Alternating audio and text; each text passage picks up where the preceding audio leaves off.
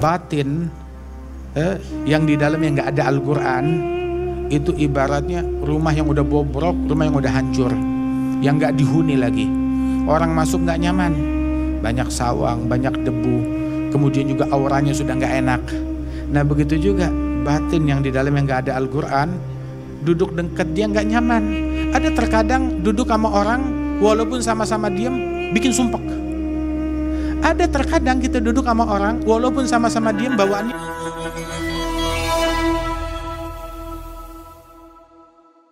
Tafadhal mashkura. Assalamualaikum warahmatullahi wabarakatuh. Alhamdulillah. Wassalatu wassalamu ala Sayyidina Rasulillah Sayyidina Muhammad bin Abdullah wa ala alihi wa sahbihi wa mawalah, ma ba'd. Kita bersyukur kepada Allah subhanahu wa ta'ala yang mengumpulkan kita di rumahnya, di masjid yang mulia, yang agung, Masjid Istiqlal. Mudah-mudahan Allah subhanahu wa ta'ala senantiasa memberikan keberkahan di dalam masjid ini dan di dalam segala kegiatan yang dilaksanakan di masjid ini, dan segenap para pengurus masjid ini Allah ta'ala berikan keberkahan, kesehatan, afiah, dan senantiasa dapat memberikan manfaat kepada umat dan masyarakat. Amin ya rabbal alamin. Dan juga para guru-guru kita yang hadir tengah-tengah kita, bil khusus Sayyid Profesor Al-Habib Aqil bin Husain Al-Munawwar, dan juga para profesor-profesor lainnya, para asatidzah, para guru-guru, dan juga hadir Sayyid Ahmad As-Saggaf, dan juga akhina Dr. Tuan Guru Bajang Dr. Muhammad Zainul Majdi, dan juga Dr. Mukhlis, dan segenap para hadirin dan hadirat. Terutama juga kita mengucapkan selamat atas ulang tahun dari Pusat Studi Al-Quran yang telah menanamkan dan menyebarkan hakikat dan ilmu-ilmu Al-Quran di tengah masyarakat. Mudah-mudahan Allah Ta'ala senantiasa melimpahkan keberkahan dan manfaat. Amin ya rabbal alamin. Dan senantiasa di dalam generasi manapun, dalam generasi yang sekarang ini Gen Z, ataupun yang sebelumnya dengan penamaan yang beragam, senantiasa ada orang-orang yang terbaik. Siapa gerangan orang-orang yang terbaik di setiap generasi? Mulai dari zamannya Rasulullah sampai zaman yang sekarang, senantiasa orang yang terbaik adalah yang disabdakan oleh Nabi Muhammad, khairukum man ta'allamal Qur'an wa 'allamahu. Sebaik-baiknya kalian adalah yang mengkaji, yang mempelajari Al-Quran dan mengajarkannya. Mengkaji, mempelajari Al-Quran dan belajar ilmu Al-Quran satu paket, termasuk pengamalannya, pemahamannya, penghayatannya, dan juga mengajarkan daripada ilmu Al-Quran tersebut. Yang mana Rasulullah SAW di dalam mempelajari dan mengajarkan Al-Quran selama 23 tahun kebersamaan beliau dengan para sahabat dan Al-Quran yang diwahyukan oleh Rasulullah, diwahyukan oleh Allah kepada Nabi Muhammad SAW selama kurun waktu 23 tahun. Orang-orang yang terbaik di masa tersebut adalah orang-orang yang paling dekat dengan Al-Quran. Dan orang yang paling dekat dengan Al-Quran adalah orang yang paling dekat dengan Rasulullah SAW, baik dari senior sahabat atau sahabat yang memiliki kebersamaan yang panjang bersama Nabi Muhammad mendampingi Rasulullah, ataupun orang-orang yang dekat dengan Rasulullah dari kerabatnya Nabi besar Muhammad SAW. Sehingga di antara mereka Allah Ta'ala turunkan Al-Quran dan mereka menyaksikan dengan mata kepala mereka sendiri bagaimana Al-Quran itu turun dan diwahyukan Allah kepada Nabi Muhammad SAW. Sehingga secara umum amalan zahir, amalan lahiriah para tabi'in lebih banyak daripada umumnya amalan lahiriah para sahabat. Tetapi sahabat tetap lebih unggul dan lebih mulia. Kenapa?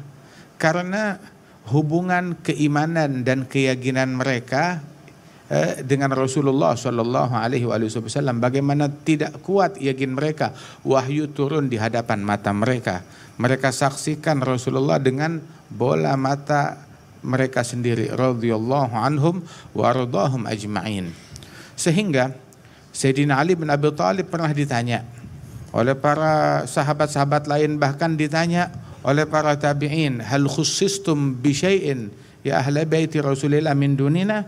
Apakah kalian ada memiliki sesuatu yang kita tidak miliki? Beliau menjawab, la, tidak ada. Illa faham yu'ta ahaduna fi kitabillah.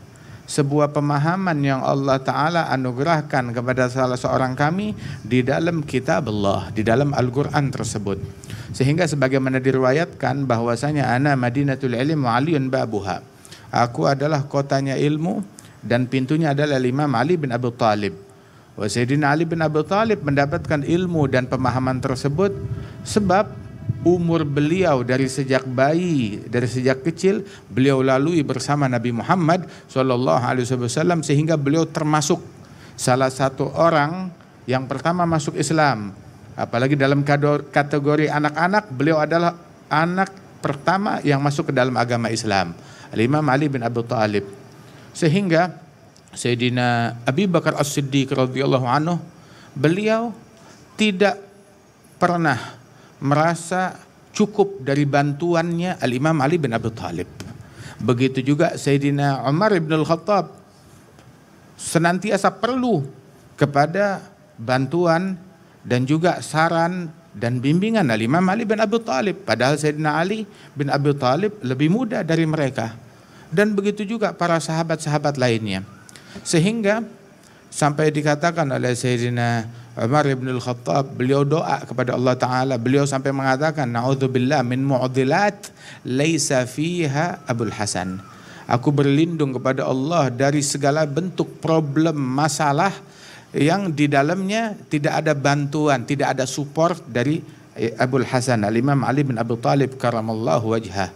Walaupun Al-Quran wahyunya sudah putus, akan tetapi senantiasa pemahamannya dan keilmuannya mengalir terus sepanjang masa. Sehingga dikatakan oleh Imam Ali bin Abi Thalib karamallahu wajhah, beliau mengatakan bahwasanya lau uridu an atakallama fi ma'na bismillahirrahmanirrahim la augartu alfa ba'ir. Seandainya saya ingin berbicara tentang makna atau tafsir dari kalimat bismillahirrahmanirrahim, maka saya akan penuhi 1000 unta dengan kitab. 1000 unta dengan kitab. Satu unta bisa memikul berapa puluh kitab. 1000 unta. Setiap unta berapa puluh kitab. Semuanya berbicara bukan tentang Al-Quran semuanya. Hanya berbicara tentang makna bismillahirrahmanirrahim. Sehingga, dan ini betul sesuai yang diwahyukan oleh Allah Ta'ala di dalam Al-Quran. Qul law kana al-bahru midadan li kalimati rabbi la nafidal bahru qabla an tanfada kalimatu rabbi walau ji'na bimithlihi madada. Seandainya lautan kami jadikan tinta untuk menulis kalimat-kalimatnya Allah Subhanahu wa Ta'ala, termasuk juga menulis pemahaman dari wahyunya Allah Subhanahu wa Ta'ala, niscaya lautan akan habis. Diisi lagi oleh Allah Ta'ala, dijadikan sebagai tinta untuk menafsirkan ayat-ayat Allah Subhanahu wa Ta'ala, tetap akan habis lagi, enggak cukup untuk menafsirkan ayat-ayatnya Allah Jalla Jalaluhu wa Ta'ala azamatuh. Sehingga dikatakan oleh para ulama, Imam Ali bin Muhammad Al-Habsyi sahibul Maulid, beliau bilang tanazzuluhu alal ulama'i bagin ladaihim wa huwa munqati'un nuzuli. Walaupun wahyu Al-Quran sudah putus, tetapi nuzul Al-Quran sudah enggak turun lagi Al-Quran. Nuzuluh inqata'. Al-Quran turunnya itu udah putus, tetapi tanazzuluhu pemahamannya senantiasa abadi sepanjang masa. Sehingga senantiasa di antara para sahabat Rasulullah yang memiliki pemahaman daripada atau penafsiran daripada ayat-ayat Al-Quran. Kemudian juga pemahaman yang difahami oleh para tabi'in dan tabi'in dan para mufassirin setelah mereka terus. Bukan hanya Sayyidina Abdullah bin Abbas saja, tetapi generasi setelah beliau. Dan alhamdulillah bumi Indonesia ini diberkati dengan keberadaan seorang mufassir yang agung, yang mulia, Al-Walid Sayyidi Syarif Al-Habib Profesor Muhammad Quraisy bin Syahab. Mudah-mudahan Allah Ta'ala panjangkan umur beliau, dan Allah Ta'ala berikan kesehatan kepada beliau, dan Allah Ta'ala berikan manfaat insyaAllah kepada umat dengan berkat beliau. Amin ya Rabbal Alamin. Nikmat dan anugerah dari Allah Subhanahu wa Ta'ala daripada pemahaman Al-Quran tersebut yang senantiasa Allah Ta'ala berikan kepada para pewaris Nabi besar Muhammad Sallallahu Alaihi Wasallam. Sungguh agung Al-Quran yang Allah Ta'ala turunkan dari langit, ditransitkan di langit, diturunkan ke bumi, sehingga penghuni bumi tetapi menjalankan ajaran langit. Subhanallah. Sungguh agung manusia yang terbuat dari nutfah, dari air mani, diciptakan oleh Allah dari tanah, tetapi terkoneksi dengan wahyunya Allah Jalla Jalaluhu Ta'ala Ta'zamatu. Pantaslah kalau Rasulullah mengatakan khairukum man ta'allamal Qur'an wa 'allamah. Sebaik-baik kalian yang belajar Al-Quran dan mengajarkan daripada Al-Quran tersebut. Dan pembelajaran Al-Quran tersebut dan pengajarannya itu bukan hanya sekedar teori, akan tetapi penyampaian Al-Quran, Nabi menyampaikan Al-Quran bukan hanya sekedar kalimat-kalimatnya. Kalau sekedar kalimat-kalimatnya, apa susahnya bagi Allah Subhanahu wa Ta'ala? Sebagaimana kita di zaman sekarang ini, kita bisa mengirim Al-Quran melalui aplikasi. Buka ini Al-Quran, selesai. Allah Ta'ala bisa ngirim setiap rumah satu buku Al-Quran. Akan tetapi enggak demikian. Diutus Nabi Muhammad yang sebelum diturunkan wahyu hidup di tengah-tengah masyarakat Mekah 40 tahun. Mereka melihat amanatnya, melihat kejujurannya, melihat akhlaknya, melihat istiqamahnya, melihat budi pekertinya. Kemudian di usia 40 tahun diwahyukan oleh Allah, diturunkan Al-Quran dengan wahyu yang pertama, Iqra bismi rabbikal ladzi khalaq, khalaqal insana min 'alaq, Iqra wa rabbukal akram alladzi 'allama bil qalam, 'allamal insana ma lam ya'lam. Dan setelah itu diturunkanlah ayat-ayat Al-Quran dalam kurun waktu 23 tahun. Dan setiap kali itu diturunkan itu sekitar 5 ayat, atau terkadang kurang atau terkadang lebih diturunkan, sehingga sampai dikatakan oleh para ulama, para masyayikh itu atas hikmah 5 ayat ini yang umumnya biasa diturunkan 5 ayat per 5 ayat, terkadang kurang terkadang lebih. Itu seseorang kalau mau menghafal Al-Quran, dia hafalkan per 5 ayat per 5 ayat, dia rangkai daripada 5 ayat tersebut, itu lebih kuat untuk menghafal daripada rangkaian Al-Quran tersebut. Kemudian juga selama 23 tahun ditunjukkan oleh Rasulullah dengan akhlaknya, dengan budi pekertinya. Sayyidatina Aisyah radhiyallahu anha ditanya oleh para tabi'in tentang keseharian Rasulullah. Rasulullah seperti apa sih kesehariannya, perangainya? Maka dijawab, kana khuluquhul Qur'an. Perangainya Rasulullah, kesehariannya Rasulullah adalah Al-Quran, bagaikan Quran yang berjalan. Dan para sahabat-sahabat Rasulullah, mereka bagaikan sosok hidup dari Al-Quran, menjalankan Al-Quran tersebut. Dan termasuk juga Ahlul Baitnya Rasul Sallallahu Alaihi Wasallam yang disebutkan oleh Nabi Muhammad, taraktu fikum ma in tamasaktum bihi lan tadillu ba'di abada kitabullah wa itrati ahl baiti fa innahuma la yatafarraga, dalam riwayat yang lain Imam Tirmidzi, fa innahuma la yatafarraga hatta yarida alayya al-haud. Aku tinggalkan untuk kalian itu 2 perkara, Al-Quran wa itrati, itra ahli baiti, ahli baitnya Rasul sallallahu alaihi wasallam, keluarganya Rasulullah. Keduanya ini enggak bakalan terpisah hatta yarida alayyal haud, hingga datang ke telaganya Rasulullah sallallahu alaihi wa alihi wasallam. Alhamdulillah, berlalu 15 abad sejak ucapan Rasul SAW senantiasa ada mufassir Al-Quran termasuk dari ahli baitnya Rasulullah SAW di bumi Indonesia ini. Alhamdulillah, mudah-mudahan Allah Ta'ala panjangkan usia Abi Quraisy, amin ya rabbal alamin. Nikmat dari Allah Subhanahu wa Ta'ala, sehingga dikatakan juga oleh Nabi Muhammad SAW tentang sahibul Quran Sayyidina Abdullah bin Mas'ud. Beliau mengatakan, man arada ayyagra al-Quran tariyan kama unzil falyagra bi qiraat ibni ummi abd. Barang siapa yang ingin membaca Al-Quran masih fresh dengan bacaan seolah-olah itu masih fresh seperti baru saja diturunkan, maka bacalah dengan metode bacaan Ibn Ummi Abd. Siapa Ibn Ummi Abd? Abdullah bin Mas'ud, sahabat Rasulullah sallallahu alaihi wasallam. Siapa beliau ini? Beliau ini adalah seorang sahabat muhajir di Mekkah. Beliau dikenal sebagai sahibul Quran, dan sebelum dikenal sebagai sahibul Quran, ahlinya Al-Quran, pakar Al-Quran, beliau dikenal sebagai sahibun na'al. Dikenal juga sebagai sahibun na'al, tukang sendal. Terus sahibus siwak, tukang siwak. Bukan jualan siwak, bukan jualan sendal, tetapi dia khidmat kepada sendalnya Rasulullah.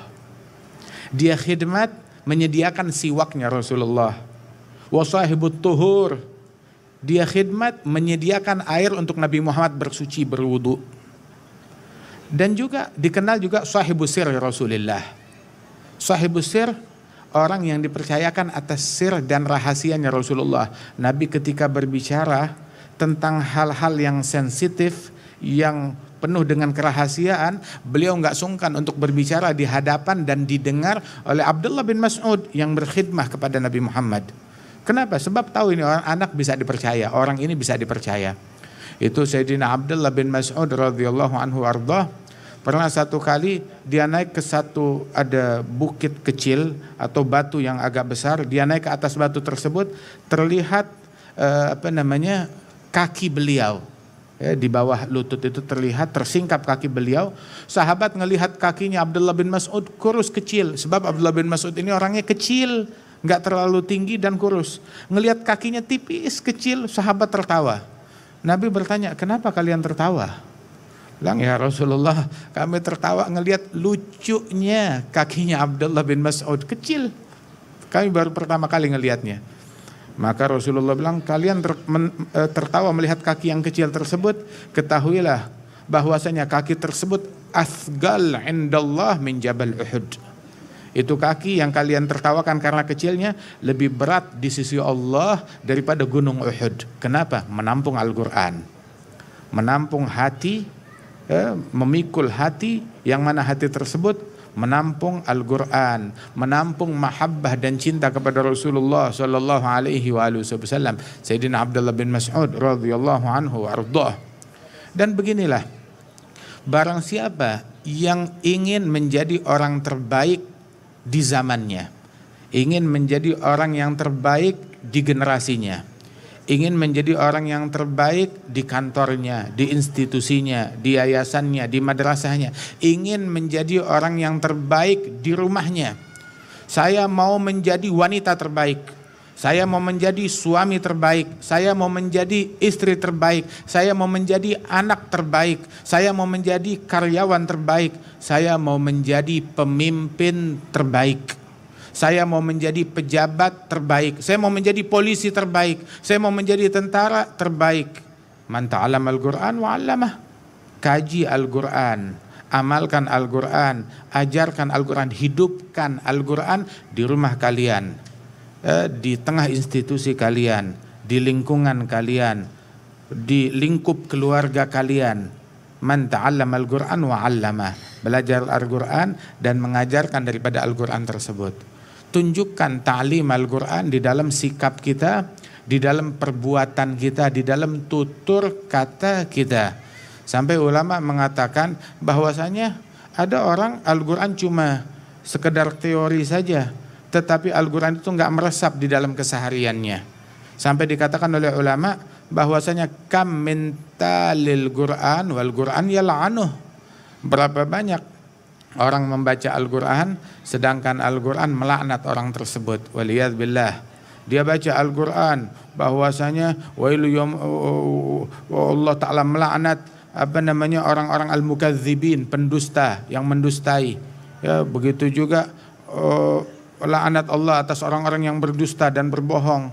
Sedangkan dia berbohong, dia berdusta, melakukan dosa ini dan dosa itu dan gak bertaubat dan merestui ridha dengan amalan tersebut.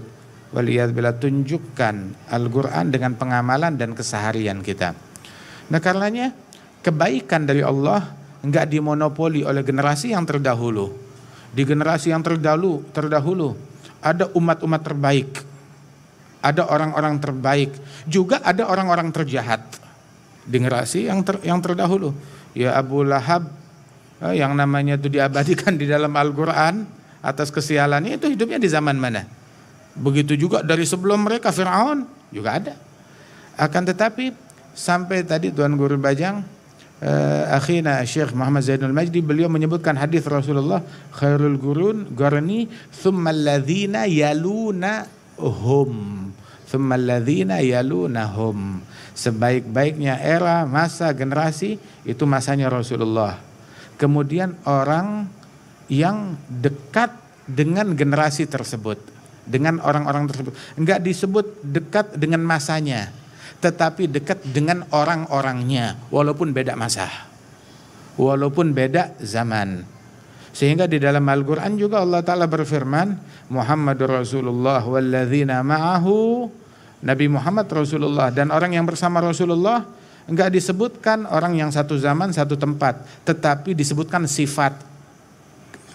Ketika terjadi persamaan sifat, maka mereka bersama Rasulullah sallallahu alaihi wasallam. Muhammadur Rasulullah walladzina ma'ahu, dan orang yang bersama Nabi Muhammad. Yang disebut apa? Sifatnya. Enggak disebut alamat rumahnya ataupun disebut zaman dan waktunya. Walladzina ma'ahu disebutkan sifatnya. Asyidda'u 'alal kufar, ruhama'u bainahum, tarahum ruk'an sujjada yabtaghuna fadlan minallahi wa ridwana simahum fi wujuhihim min athari sujud, dzalika mathaluhum fit Taurah wa mathaluhum fil Injili kazar'in akhraja syatahu fa'azarahu fastaghlada fastawa 'ala suqihi yu'jibu az-zura'a liyaghidha bihimul kuffar. Wa hakadha, sifat-sifat orang yang memiliki kebersamaan dengan Nabi Muhammad walaupun beda lokasi, walaupun beda zaman. Maknanya orang dari era Gen Z, mereka bisa terkoneksi dengan Nabi Muhammad walaupun terpaut 15 abad. Bisa koneksi dengan Rasulullah sallallahu alaihi wasallam. Bisa menjadi orang yang terbaik di zamannya. Dan peluang ini terbuka untuk siapapun, sebagaimana tadi disebutkan bahwasanya ummati kal matar, umatku bagaikan hujan. Ya, nggak tahu tetesan mana yang manfaat, bukan cuma nggak bisa dimonopoli tetesan pertama saja atau tetesan kedua, tetapi semuanya punya kontribusi. Dan inilah keistimewaan umatnya Rasul sallallahu alaihi wasallam.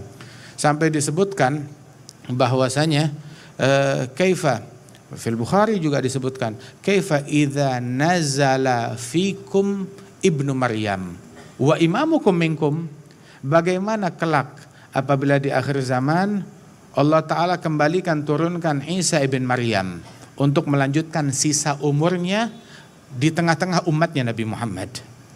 Diturunkan ke dunia Isa ibn Maryam di tengah-tengah umat Nabi Muhammad. Ketika beliau turun dijadikan wa imamukum minkum, dia turun itu ketika dikumandangkan iqamatus shalah untuk sholat subuh. Saat dia turun, maka dia dipersilakan jadi imam. Bilang lah, sholat ini diigamahkan untuk kalian, gak bisa saya yang jadi imam.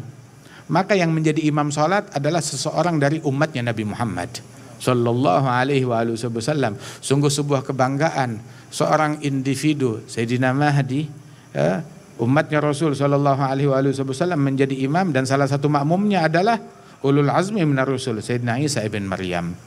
Dan la yajidanna ibnu Maryam fi ummati mithal hawariyih, dan Isa ibn Maryam ketika turun ke dunia ini dia akan mendapatkan di tengah-tengah umatku ini orang-orang yang sama seperti kaum Hawariyinnya beliau.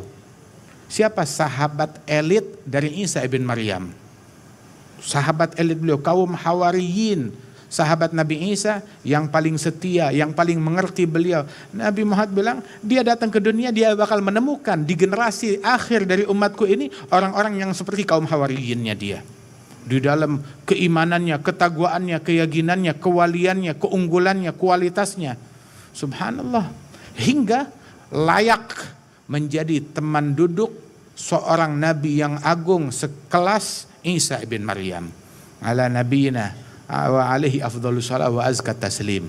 Masya Allah, anugerahnya Allah subhanahu wa ta'ala gak bisa diklaim hanya milik laki-laki saja, ataupun perempuan, ataupun juga milik generasi tertentu, atau suku tertentu, atau kelompok tertentu, atau bangsa tertentu. Dikatakan oleh Imam Allamatud Dunya, fa inna faydha fadlihi fin nasi jalla 'anit taghyidi wal qiyasi turuguhu bi'adadil anfasi wajuduhu jarin bikulli hali falaysa yakhtassu bidhi asbabi wala bi ahli al-jiddi wal aksabi bal faydu fadlin mun'imin wahabi fihi an-nisa yagsumna karijali. Anugerahnya Allah Ta'ala, kalau dalam warisan kaum laki-laki jatahnya itu double, 2 kali lipat dari kaum wanita. Dalam warisan itu saat asabah, laki-laki lidzakari mithlu hadzil unthayain, laki-laki 2 kali lipat dari kaum wanita. Tetapi di dalam keilmuan, di dalam ma'rifah, di dalam anugerahnya Allah Ta'ala, an-nisa yagsumna karijal, kaum wanita bisa dapat bagian yang sama seperti bagiannya kaum laki-laki. Sampai terjadi ada dialog antara Syekh Sultanah, seorang waliyah salihah, ulama besar di Hadramaut sana, dengan salah seorang dari ahli baitnya Rasul SAW, ulama besar juga, min awaladi segaf. Hingga dia bilang bahwasanya dia berkata kepada Syekh Sultanah, dia bilang, an-nagah turid an tusabik jimal, unta betina mau membalap unta jantan, mana bisa?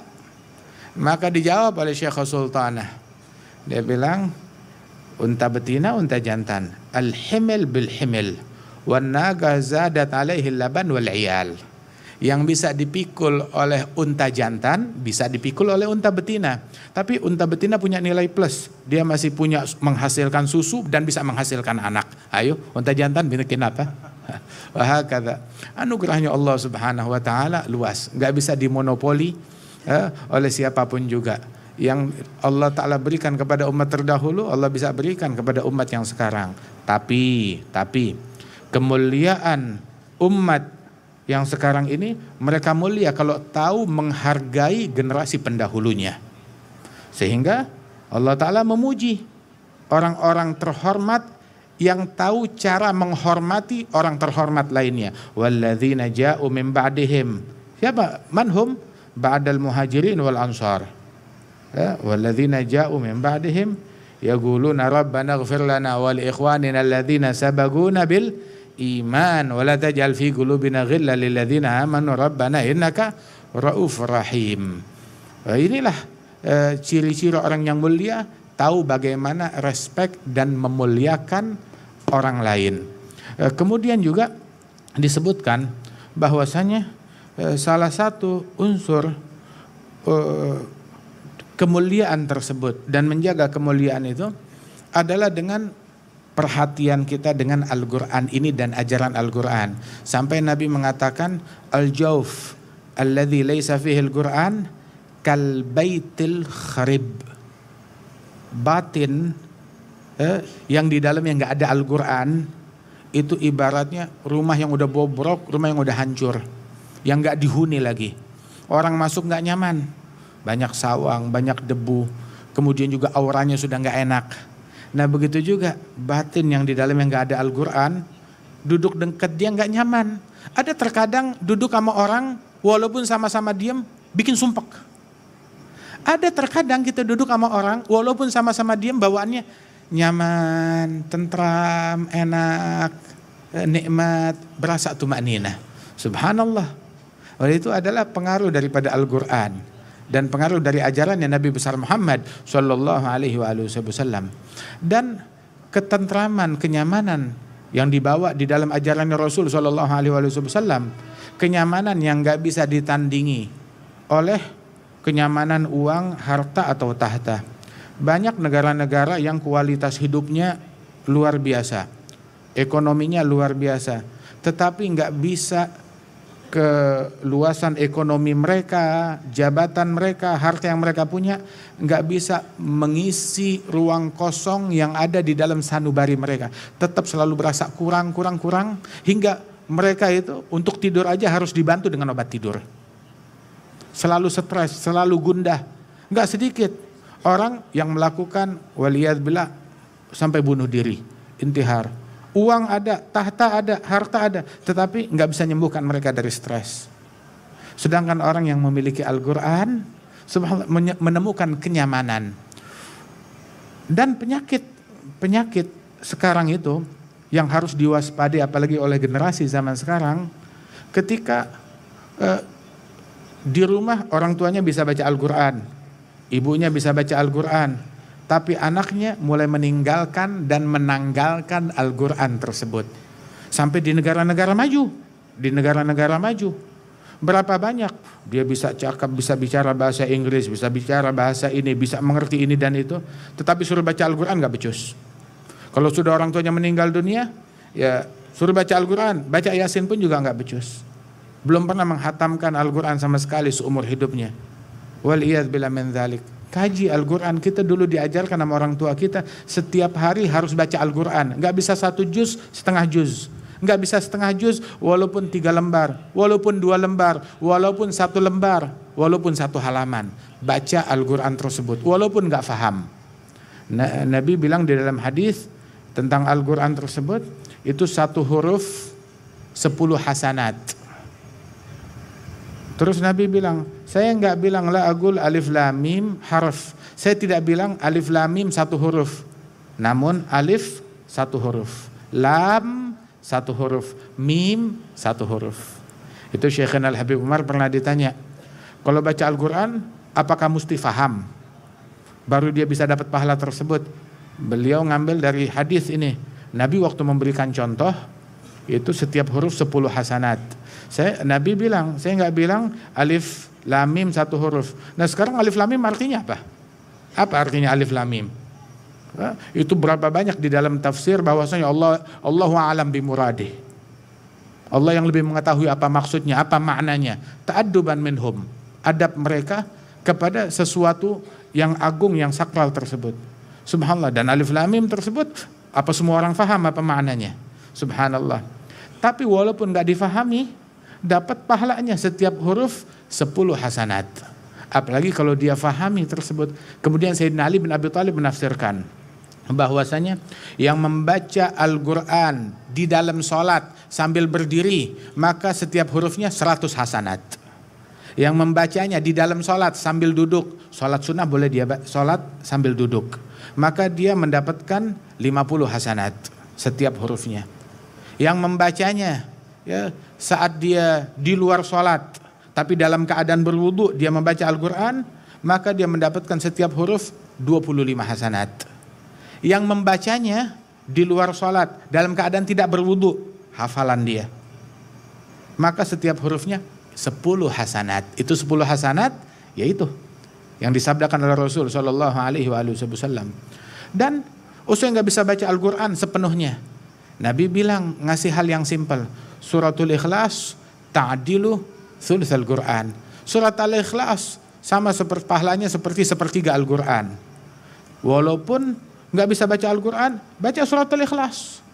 Tapi sambil dia mempelajari bagaimana cara membaca Al-Quran dengan benar sepenuhnya, maka jangan ditinggalkan sama sekali Al-Quran tersebut. Ada surat Al-Ikhlas sepertiga Al-Quran ketika dia membacanya. Bukan itu saja, tapi sambil dia mengkaji daripada ayat-ayat lainnya. Kemudian juga dalam hadis yang lain bahwasanya surat Al-Hakumut Takatsur itu ta'dilu 1000 ayah. Membaca surat Al-Hakumut Takatsur sama seperti membaca 1000 ayat dari Al-Quran. Subhanallah. Surat Zalzalah ta'dilu nisfal Qur'an. Yang membaca surat Zalzalah seperti membaca setengahnya Al-Qur'an. Dalam hadis yang lain bahwasanya ayatan min akhiril Baqarah man qara'ahuma minal lail kafatah. Ada 2 ayat dari akhir surat Al-Baqarah yang membacanya di malam hari cukup untuk keperluan orang tersebut di malam itu. Dicukupi oleh Allah, dilindungi dari segala keburukan.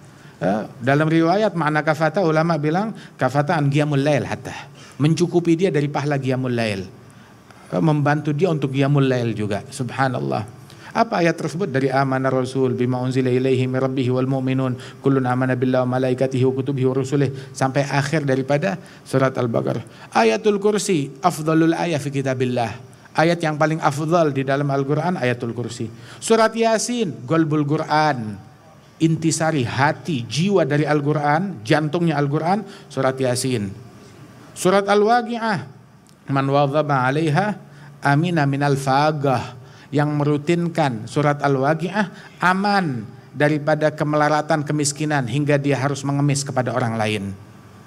Kemudian juga suratul Tabarak munjiyah min adzabil qabr, menyelamatkan orang dari siksa kubur, menyelamatkan orang dari siksa kubur. Syekhana Al-Habib Muhammad bin Abdullah Al-Haddar itu beliau bilang bahwasanya majnun, gila.